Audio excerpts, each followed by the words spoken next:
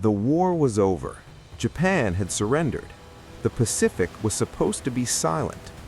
But weeks later, an Allied patrol spotted something drifting through the fog. A Japanese warship. Engines dead, guns still mounted, no distress signal. When soldiers boarded the vessel, they expected survivors or bodies. They found neither. Meals were left unfinished, maps still open on the table, bunks neatly arranged, but not a single sailor on board. No lifeboats missing, no signs of battle. It was as if the entire crew had simply vanished. What happened to the Japanese ghost ship of the Pacific, and why was the truth buried after the war?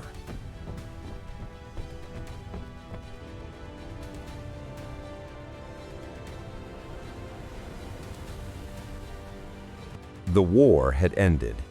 In August 1945, Japan surrendered. Across the Pacific Ocean, the thunder of naval guns faded into silence. For the first time in years, the sea grew quiet. But not every ship returned to port. Not every vessel surrendered. Somewhere in the vast emptiness of the Pacific, rumors began to spread. Allied patrol crews spoke in low voices. Fishermen whispered about a dark silhouette drifting through fog-covered waters. No distress signal, no radio contact, just a warship, silent and alone. At first, officers dismissed it. They said it was exhaustion, a trick of the ocean, a shadow in the mist. But then, more reports surfaced. Different crews, different locations, the same description. A large Japanese vessel, no visible crew, no flag raised, moving slowly, carried only by the current. It had no escort, no response to radio calls, no sign of life. Sailors began to calling it something else, the ghost ship of the Pacific, a warship that should not have been there, a ship that refused to answer. And when Allied forces finally approached it, what they found aboard that drifting vessel would raise more questions than answers, questions that remain unsolved even to this day. In early September 1945, an American patrol aircraft was flying reconnaissance over the vast Pacific Ocean. The war was officially over. Japan had surrendered. But something below the clouds caught the pilot's attention. Through a break in the gray sky, he saw a dark shape drifting across the water. At first, it looked like debris, maybe wreckage left behind by war. But as the aircraft circled lower, the outline became clear. It was a ship, a large vessel. Its paint was scorched. Parts of its deck looked damaged. There was no smoke rising from its funnels, no signal flares, no movement, no sign of life. The pilot felt a chill. He immediately relayed the coordinates to a nearby Allied destroyer. Within hours, the warship was ordered to investigate. As the destroyer approached the drifting vessel, tension filled the bridge. Yes, Japan had surrendered, but this could be a trap, a hidden explosive, or something far stranger. Through binoculars, sailors studied the hull. Rust streaked down its metal sides. The rising sun naval insignia was faded, but still visible. It was clearly a Japanese military ship, yet no one stood on deck. No one waved for help. No gun turrets moved. The ocean around it was calm, almost too calm. Silence pressed against the sailors' ears as if the sea itself was holding its breath. Orders were finally given. Prepare a boarding party.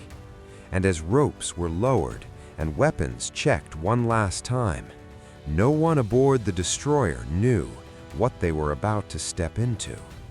Because sometimes the most terrifying mysteries are the ones that make no sound at all.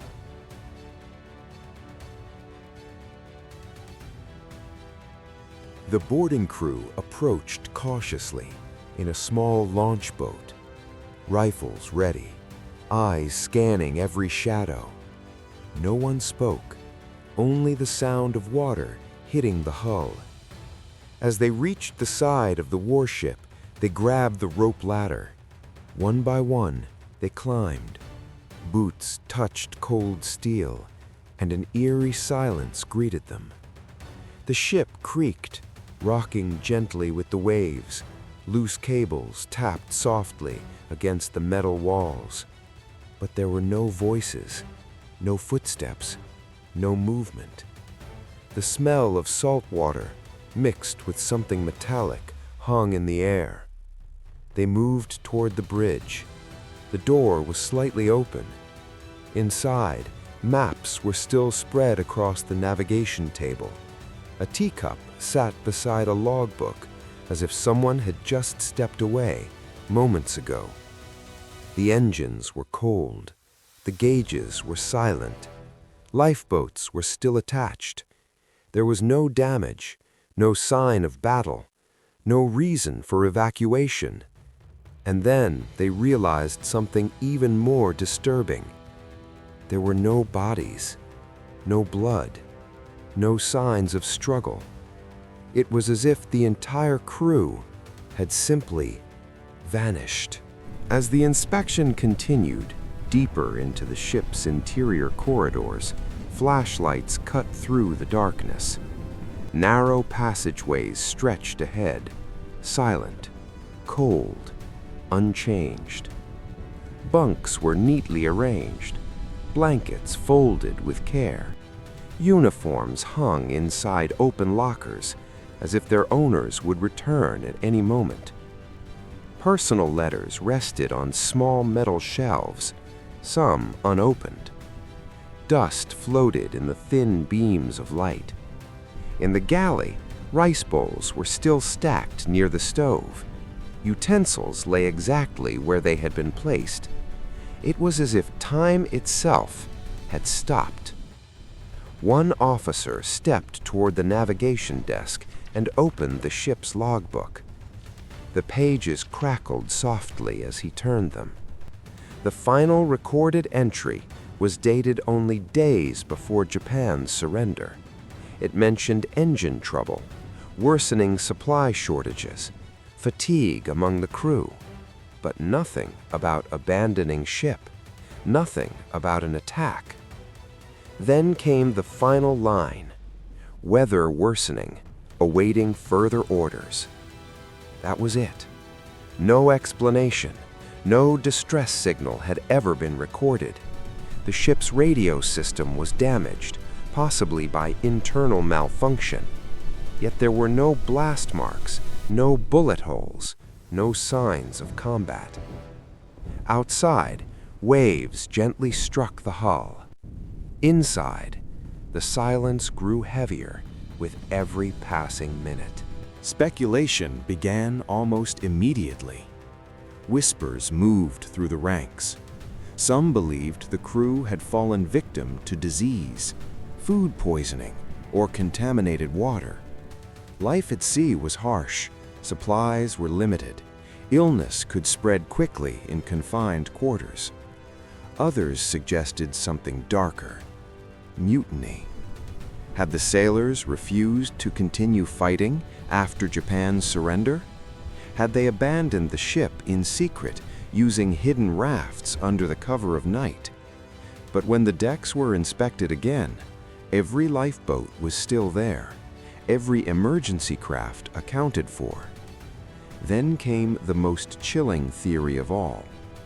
During the war, Japanese naval doctrine often encouraged crews to avoid capture at any cost. Had they chosen death over surrender? But again, there was no evidence, no remains, no blood, no signs of violence, nothing. It was as if the ocean itself had swallowed the men whole. Intelligence officers eventually ordered the ship to be towed to a secure harbor for further investigation. But instead of answers, the mystery only deepened. When the vessel finally reached port, engineers began their examination. They moved carefully along the hull, checking every plate of steel, every rivet. Inside the engine room, they confirmed mechanical failure, fuel shortages, overheating systems. The ship had likely been stranded at sea. But that still did not explain the missing crew. Medical teams searched the interior compartments. They tested for gas leaks, toxic fumes, contaminated air. Nothing conclusive was found. Some investigators suggested a sudden storm may have forced evacuation, but weather records from that week showed no severe typhoons in the area, no violent winds, no towering waves, only ordinary Pacific currents. Rumors soon spread among dock workers. Some whispered the ship was cursed. Others believed it carried secret experimental weapons, something so dangerous the crew abandoned it in fear. Official reports were quietly sealed, classified, and the public was told almost nothing. Years passed, and the ship slowly faded into obscurity. Some records vanished entirely during post-war restructuring. Historians debated its identity for decades. Was it a simple patrol vessel, a supply ship, or something far more secretive? Survivors from nearby Japanese units never mentioned such an evacuation. Families of the missing sailors received no closure. The names of the crew remained on wartime casualty lists without explanation. The ship itself was eventually scrapped, its steel melted down, repurposed for new ships. Yet, the questions remained unsolved. In naval archives, a thin file folder labeled simply "unaccounted vessel" gathered dust. Decades later, declassified documents sparked renewed interest. A former intelligence memo hinted at intercepted Japanese communications discussing unexpected contamination. Could it have been biological exposure? Radiation from unknown cargo? Some historians linked it to experimental wartime research, but no concrete proof ever surfaced. The truth remained buried beneath layers of secrecy and the passage of time. Divers who later explored the wreckage found nothing unusual, only corroded steel and silence. The legend of the ghost ship grew far beyond documented facts. Writers, filmmakers turned it into a symbol of the Pacific War's unresolved mysteries. For many, it represented the psychological toll of a war fought across endless waters. Ships vanished during World War II for many reasons: torpedoes, storms, mechanical failure. But this case felt different. No explosions, no scattered wreckage, just a drifting warship, empty, silent, alone. Even today, historians debate what truly happened aboard that vessel in 1945. Was it simple mechanical failure combined with evacuation, an unreported storm, or something far more secret hidden beneath official narratives? The Pacific Ocean holds many untold stories and countless unanswered questions. The Japanese ghost ship remains one of them, a drifting reminder that even after war ends, mysteries continue to sail across history's waters.